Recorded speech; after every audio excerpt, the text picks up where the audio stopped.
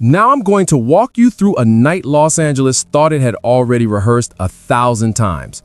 A red carpet that glitters on command, a ballroom that smells faintly of roses and 3 kinds of perfume, and a stage built to make sarcasm sound like wisdom. It was supposed to be effortless, until one table decided to stop acting the way the room expected. You'll hear exactly how it unraveled and why, by the end, people weren't laughing so much as listening. It starts with a camera flash that doesn't know it's about to capture a before and after. Caroline Leavitt steps from the black SUV, a deep green dress finding the light like a quiet emerald.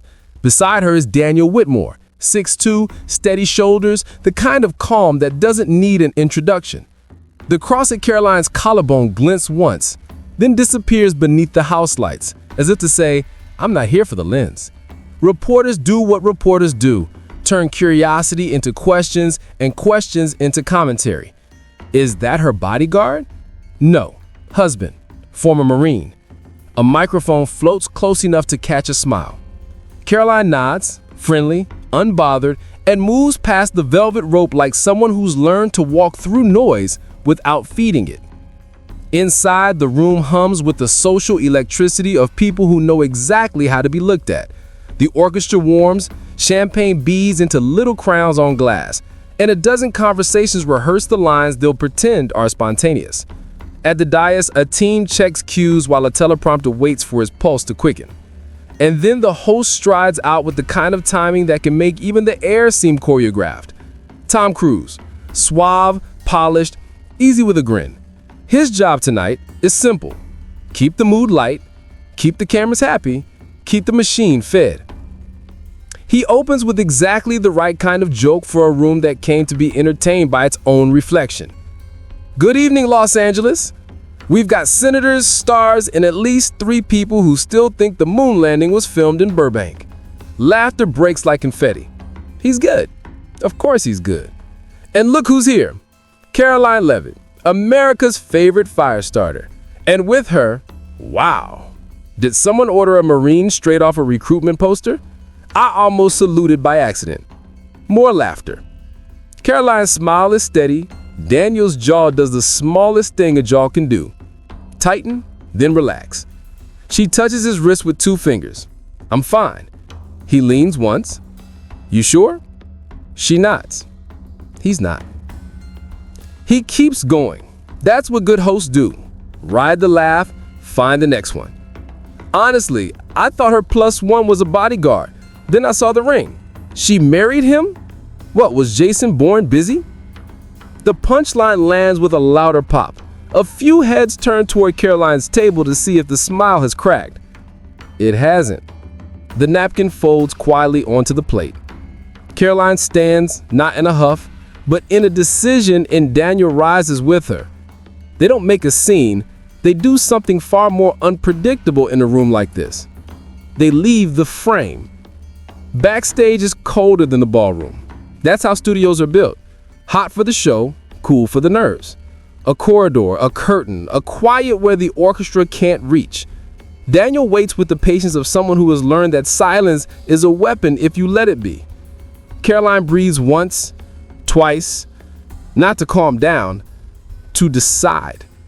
On stage, Tom pivots back to politics and punchlines, but the room is off by half a beat. He hears it because he's a professional. He smooths the rhythm with a quick quip about traffic on the 405. The audience obliges. Then the house lights dim, not to black, just enough to turn eyes into mirrors. A spare spotlight finds stage left. There's a small sound, the gentle static of a second microphone coming to life. Caroline steps into the light as if she's stepping into daylight.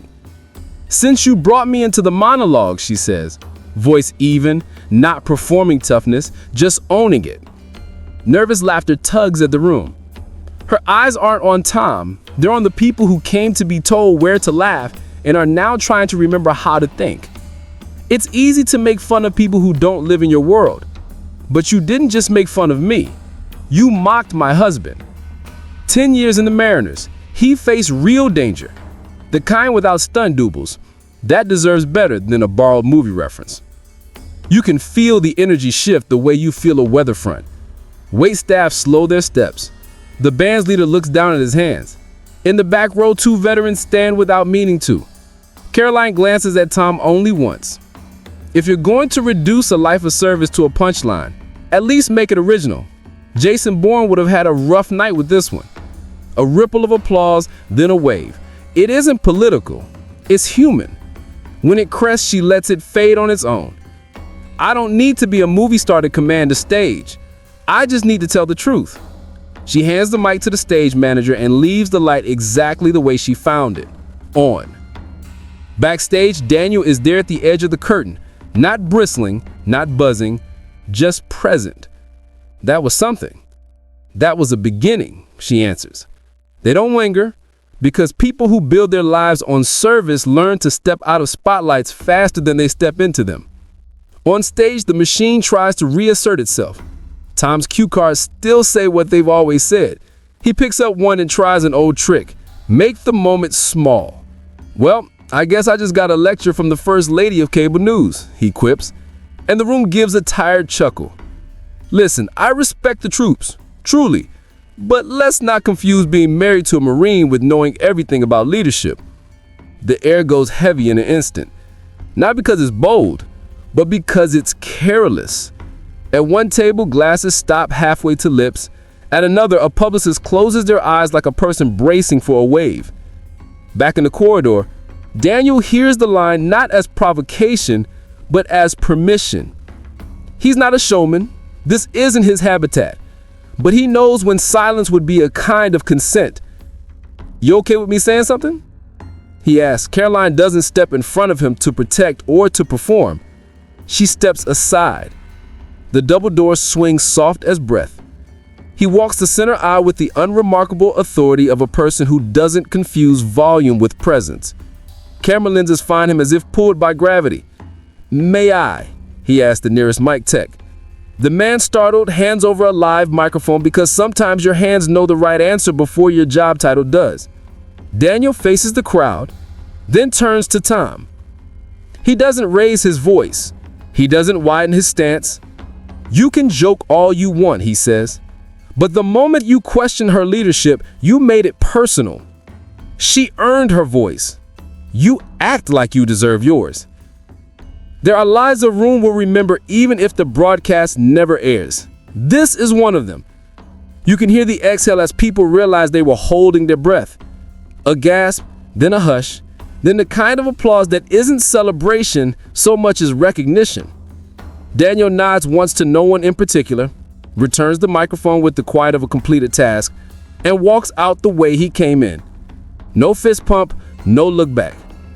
By the time the stage manager cuts to a hastily scheduled montage and calls for a commercial, the internet has already begun to do what it does.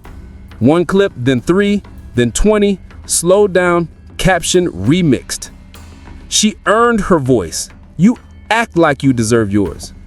Screens glow in kitchens where dinners go cold, and in bars where strangers pause mid-sentence to share a look that says, "Did you see that?" The ballroom, newly aware of itself, tries to resume its assigned personality. But plates clink a little too loudly, and conversations that were born to be glib are briefly sincere. Tom powers through the remaining cues with the professionalism that got him here in the first place. But even he can feel that the room has learned a new word and can't stop sounding it. Morning is where narrative gets decided. Headlines test out tones like suits. Producers chase the angle that will keep a segment alive past lunch. In DC, the day begins with a press room that smells faintly of coffee and printer ink. Caroline doesn't bring up the awards show. The press does it for her. "Any comment on last night?" a reporter asks, pen perfectly poised. Caroline chooses her words the way careful people choose locks. "What my husband said spoke louder than anything I could have added," she replies. He wasn't defending me, he was defending respect. The line travels fast because truth is aerodynamic when you don't weigh it down with triumph. In Los Angeles, Tom watches the clips collect views that used to belong to his movie trailers. The team gathers around a table where crises are supposed to look manageable. One suggests framing it as humor badly received. Another floats a misunderstanding, regrettable tone. Tom's jaw works through the options like a man chewing a question he doesn't want to swallow. "We're not apologizing," he says, and the room falls into the peculiar silence reserved for opinions you can't fact-check until it's too late. The courier delivers a manila envelope to a government building where envelopes usually mean policy, not spectacle. Notice of defamation concern. The language is sharp enough to shave with. It accuses without screaming. It is confident in the way paper can be when it's been ironed by lawyers. Daniel opens it first because he's the one who can read a threat without letting it climb inside his bones. "He's really going there?" he asks. Caroline doesn't sound angry. She sounds focused. "If he wants a public record, he can have one," she says. There's an old flash drive in a drawer with a name written in black ink. Gibson_19. It isn't a dossier for revenge. It's a file born from a habit. If you care about the truth, you keep your receipts. Years before she wore the job she wears now, Caroline had watched a veterans charity twist itself into knots when a promised sponsorship and appearance fell apart the morning of the event. Not a scheduling conflict, an image calculation. She had documented dates, emails, commitments that had sounded so righteous at the gala planning lunch and then evaporated in a branding meeting. She never used it because it wasn't her fight. Now, the fight had found her. Primetime television loves a prop with a story. The studio is dressed in cool blues. A single seat waits under a light that makes sincerity look like a choice. The host introduces Caroline with restrained appetite. This is news and theater, and they know it. She sets the flash drive on the desk where the camera can see it without being asked to stare. "I was threatened this week," she says, plain as a ledger. "If Mr. Cruz wants to take this to court, I'll bring this."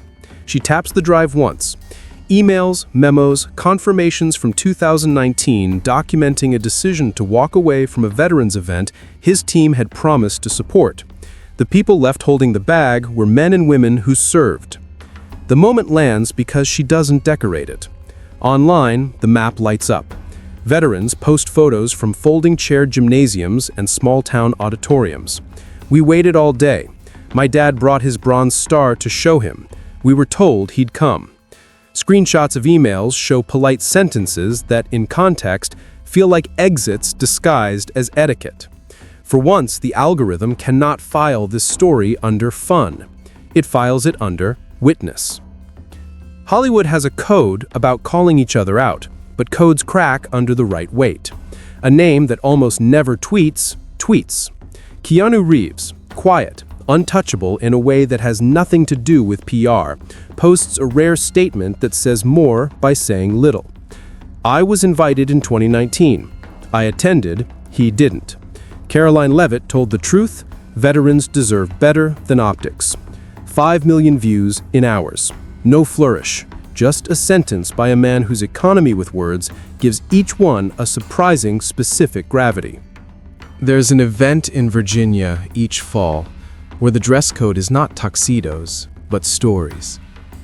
The Veterans Honor Summit is less a conference than a reunion of people who have learned to carry grief without making it a brand. Folding chairs, coffee urns, a stage that creaks when you cross it. Caroline stands behind a podium in a navy blazer with the little cross where it's always been, less a banner than a breadcrumb back to herself. The crowd settles in the quiet way crowds do, when they already know what matters and don't need the band to tell them. "A few weeks ago," she begins, "someone with a microphone mocked the man I love. She doesn't name him because names are oxygen, and some fires die quicker without it. It wasn't just about the joke.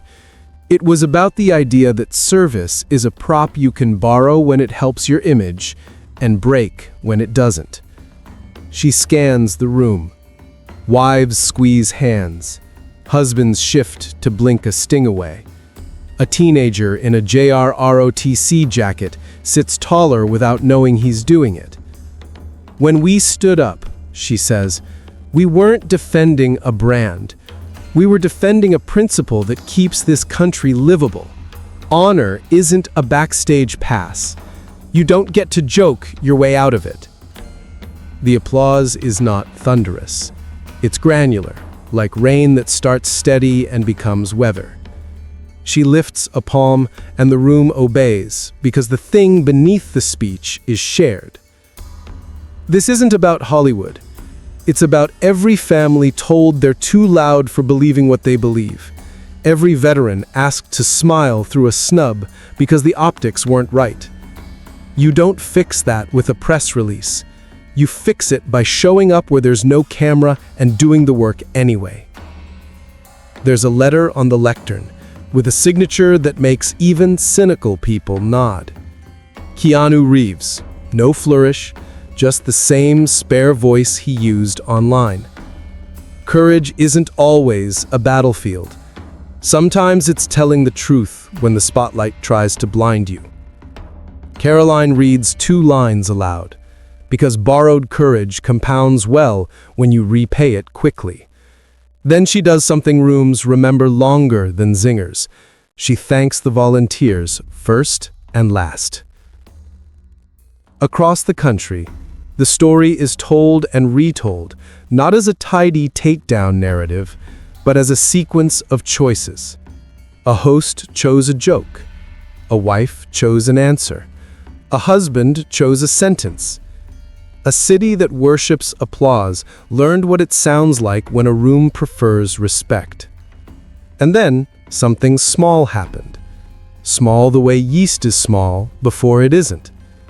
A civics teacher in Iowa played Daniel's line to a class and asked the students to write the most honest one-sentence rebuttal they could to an argument they disagreed with. A comedy writer in New York put a sticky note on his laptop that read, "Laugh with, not at."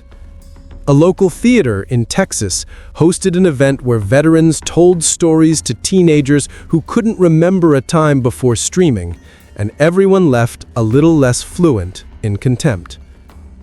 As for Tom, there is a clip in an archive somewhere of him rehearsing the line he didn't say. "I got that one wrong. I'm sorry." It stayed in the room. Maybe one day it won't. Perhaps the better news is that the apology his brand couldn't risk was replaced by something sturdier, a pause before the next joke at someone else's expense.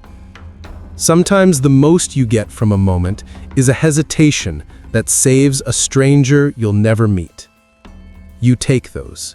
You call it progress. At home, the famous flash drive goes back in a desk drawer, not as a trophy, but as an instruction. Keep records not for war, but for memory. Daniel pours coffee with the patience of a man who doesn't outsource steadiness to caffeine.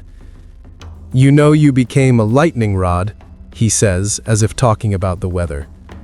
Caroline smiles without victory in it. "Lightning finds you when you stand higher than a crowd," she answers. "The trick is remembering you're not a storm. You're a person people needed to see standing still." A network wants them on together. Print magazines want photo spreads with jackets slung over shoulders and headlines that rhyme. They say no more than they say yes, because the point wasn't to become an archetype. It was to survive a night without becoming what it asked them to be. In quieter hours, emails find them that are worth 10 times any segment. An ICU nurse who says she spoke up in a staff meeting without shaking. A college sophomore who took his grandfather to a small-town honor ceremony he'd been too busy to attend for years. A TV producer who convinced a host to scrap a lazy segment in favor of a harder, better one. None of those go viral. That is their strength. So what stayed? Not the clip count, not the hashtags that burned bright and then folded into internet sediment. What stayed were 3 sentences durable enough to be written in ink on an index card and taped to a bathroom mirror. Earn your voice. Don't act like you deserve it. Prove it. And when a room forgets what respect sounds like, remind it, without shouting. If you were expecting a story about celebrity humiliation, you misheard the assignment. This was about a room relearning a basic human skill, letting a true sentence sit without pushing it off the table for a better punchline. It was about a couple who refused to outsource courage to volume or kindness to PR. It was about people in rows of chairs who realized they had hands for more than applause. They had hands for steadying themselves while they watched someone else do the thing they weren't sure they could do yet. And that's the account I promised at the start. Not a scandal to feed on, but a blueprint to borrow. The next time a room laughs because it's easier than listening, you'll know where to stand. Maybe you'll be the one to walk down the aisle at the speed of a decision. Maybe you'll be the one to touch a wrist and say, "I'm fine, but he's not." Maybe you'll simply be the person who keeps the table from getting smaller. All of those matter. Because in a country addicted to wins and losses, the quiet triumph we keep overlooking is this: the night an audience stopped being an audience and started being a witness. That's what happened in Los Angeles when a joke forgot its manners and two people remembered who they were. The rest, the headlines, the clips, the panic rooms, are noise. What remains when the cameras go cold and the chairs are stacked is a line you can carry into any room with your name on it. She earned her voice. You act like you deserve yours. Say it when you need to. Live so you don't have to.